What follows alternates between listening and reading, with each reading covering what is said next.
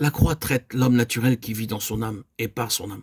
On peut être enfant de Dieu, comme indiqué dans la première lettre aux Corinthiens, chapitre 2, verset 14.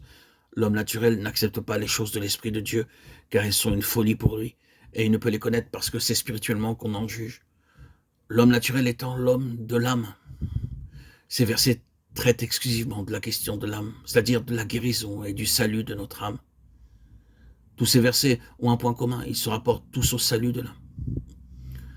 Lisons Marc chapitre 8, verset 34. Puis, ayant appelé la foule avec ses disciples, il leur dit, si quelqu'un veut venir après moi, qu'il renonce à lui-même, qu'il se charge de sa croix et qu'il me suive. Car celui qui voudra sauver sa vie la perdra. Celui qui perdra sa vie à cause de moi et de la bonne nouvelle la sauvera. C'est impératif.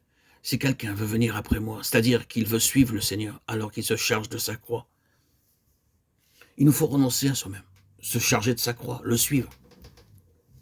Il faut avoir satisfait aux deux premiers impératifs pour que s'accomplisse le troisième. Que veut dire le Seigneur par l'expression qu'il renonce à lui-même? Renoncer à soi-même comporte deux choses.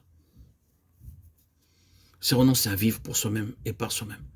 Renoncer à vivre pour soi, c'est ne pas contenter son âme, qu'il se charge de sa croix.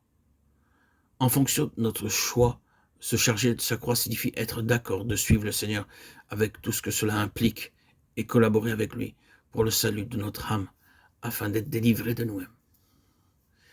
Il ne s'agit pas ici du vieil homme, mais uniquement de l'âme qui est disciplinée selon le verset 35 dans lequel il est dit « Celui qui voudra sauver sa vie ou son âme la perdra, celui qui perdra sa vie ou son âme à cause de moi et de la bonne nouvelle la sauvera. » Sauver sa vie et la perdre signifie que si nous ne refusons pas à notre âme ce qu'elle demande, nous ne la sauverons pas.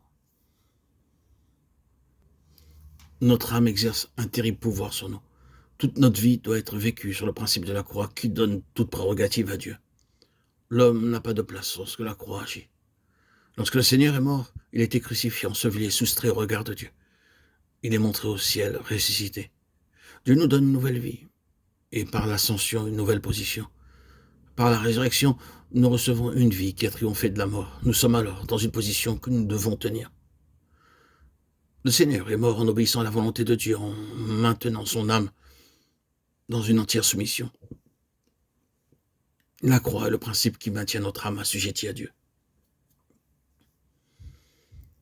Quelle était la différence entre le Fils et Dieu le Père? Il avait une âme. Il était un homme disposant d'une volonté qui pouvait l'influencer. Ne pensons pas que parce qu'il était Dieu, les choses étaient faciles pour lui. Il était confronté à des difficultés qui nous dépassent. Quand il a été dans le jardin de Gethsémani, il a été confronté à un combat contre tout un royaume qui s'élevait contre lui et tendait à le pousser à agir par lui-même. Renoncer à soi-même, se charger de sa croix et le suivre s'adresse à tout le peuple de Dieu. Il n'y a pas de privilégiés. Ceux qui acceptent le message de la parole de Dieu sont appelés à souffrir parce que l'ennemi ne les ménagera pas. La parole est sélective. Elle ne permet aucune argumentation. Elle ne s'impose pas à nous.